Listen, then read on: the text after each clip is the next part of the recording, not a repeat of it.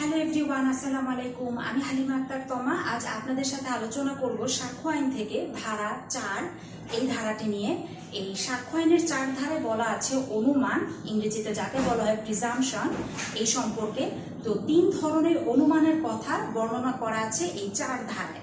3 ধরনের অনুমানগুলো কি কি চলুন এক পলকে জেনে নেওয়া যাক। প্রথমে অনুমান করতে পারে, দ্বিতীয়ত অনুমান করবে, তৃতীয়ত চূড়ান্ত প্রমাণ। ইংরেজিতে বলা হয় may presume, shall presume, conclusive proof. তো চলুন বিস্তারিত এবার কিছুটা জেনে নেওয়া যাক যে অনুমান করতে পারে মে প্রিজিউম বিষয়টা কি। এই বিষয়টা হলো যে আদালত যখন কোনো একটা বিষয় সম্পর্কে অনুমান করবে, সেই বিষয়টি যতক্ষণ পর্যন্ত মিথ্যা বলে প্রমাণিত না হবে ততক্ষণ পর্যন্ত আদালত বিষয়টি